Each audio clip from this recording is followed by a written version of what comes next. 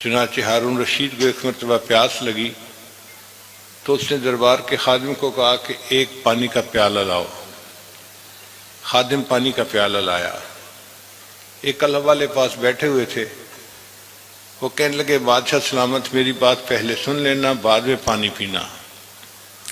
یہ بتائیں کہ اگر آپ کو پیاس لگی ہوئی ہو، حلق خشک ہو اور پانی کی طلب ہو اور آپ پانی کا پیالہ مانگیں اور کوئی بندہ آپ کو کہے کہ مجھے اس کے بدلے کیا دیں گے کہ میں آپ کو پانی کا پیالہ لا کر دوں، تو بادشاہ نے کہا میں آدھی سلطنت دے دوں گا۔ اس نے کہا اچھا، آپ نے وہ پانی کا پیالہ پی لیا۔ اب پانی کا پیالہ جسم میں پیشاب بن کے رک گیا، نکلتا نہیں اور آپ سخت تکلیف میں ہیں، اور پوری دنیا میں ایک حکیم ہے جس کے پاس پیشاب آور دوائی ہے۔ وہ کہتا ہے کہ مجھے پہلے فیس دو پھر دوائی دوں گا، تو آپ کتنی فیس دینے کے لیے تیار ہو جائیں گے؟ اس نے کہا آدھی سلطنت دینے کے لیے تیار ہو جاؤں گا۔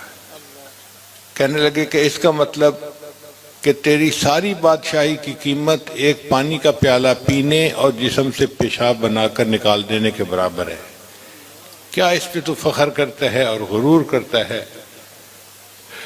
تو اور رشید کی آنکھوں میں آنسو آ گئے کہ واقعی ہم تو محتاج بندے ہیں، اللہ تعالیٰ کی نعمتوں کے بغیر تو ہم جی ہی نہیں سکتے۔ میرے پاس ایک مرتبہ مہمان آئے، امریکہ سے ڈاکٹر تھے، میں نے انہیں کھانا کھلایا، پھر میں نے انہیں بستر پہ پہنچایا اور کہا کہ یہ آپ سو جائیں، فجر کی نماز کے لیے میں آ کے جگاؤں گا اور آپ کو لے کے مسجد جاؤں گا۔ تو وہ دیوار کے ساتھ اوٹ لگا کر بیٹھے اور کہنے لگے جی میں سو جاؤں گا۔ میں نے سوچا کچھ اوراد و وظائف کرنے ہوں گے تو ٹھیک ہے کرے، چلا گیا۔ جب صبح فجر کے لیے جگانے کے لیے ان کے کمرے میں آیا تو اسی طرح بیٹھے ٹیک لگائے اور سوئے ہوئے تھے۔ میں نے انہیں جگایا، پھر راستے میں نے ان سے پوچھا آپ رات کو پوری رات اسی طرح بیٹھے رہے یا لیٹ کے سوئے تھے بعد میں اٹھ کے بیٹھے؟ اس نے کہا حضرت میں ڈاکٹر ہوں اور میں ایک ایسی بیماری کا شکار ہوں کہ جب میں لیٹ کے سوتا ہوں تو معدے کا سب کچھ میرے باہر نکل آتا ہے منہ سے، اس لیے ڈاکٹر نے کہا ہے کہ اب آپ بیٹھ کے سو سکتے ہیں، لیٹ کے نہیں سو سکتے۔ ان کو ان کے یاد دلانے پر مجھے احساس ہوا کہ یا اللہ یہ لیٹ کے سونا بھی کتنی بڑی آپ کی نعمت ہے۔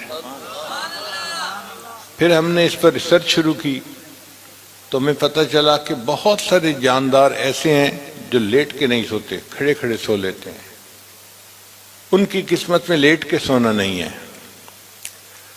اور ہمیں دیکھیں اللہ تعالیٰ نے کتنی بڑی نعمت عطا فرمائی، سردی کے موسم میں کمبل لے کر رضائی لے کر آرام سے لیٹ کے نیند کے مزے لے رہے ہوتے ہیں۔ یہ اللہ تعالیٰ کا فضل اور اس کا احسان ہی تو ہے۔ ایک مرتبہ میں نے حرم شریف میں نماز پڑھی تو اگلی صف میں ایک عربی آدمی تھا، جبہ پہنا ہوا تھا۔ میں اسے دیکھ کر حیران ہوا کہ اس کے دونوں بازو کندھوں سے کٹے ہوئے تھے، یعنی سرے سے بازو تھے ہی نہیں، اور وہ نماز پڑھ رہا تھا۔ میں یہی سوچتا رہا یا اللہ یہ اپنے منہ میں لقمہ کیسے ڈالتا ہوگا، دوسرے کی محتاجی خود تو ڈال بھی نہیں سکتا، اے اللہ یہ قضائے حاجت سے فارغ کیسے ہوتا ہوگا، اے اللہ رات کو سوتے ہوئے اس کے اوپر سے کمبل رضائی ہٹ جائے تو یہ دوبارہ رضائی کو کیسے اپنے اوپر لیتا ہوگا۔ اور ایسا بندہ بھی حرم میں آ کے نماز پڑھ رہا ہے اور اللہ کا شکر ادا کر رہا ہے۔ ہمیں اللہ نے صحیح سلامت ہاتھ دیے، پاؤں دیے، جسم دیا، ہم اللہ کا کیوں نہیں شکر ادا کرتے؟ ہمیں بھی چاہیے کہ جتنا شکر ادا کرتے ہیں کر سکتے ہیں اتنا زیادہ کریں۔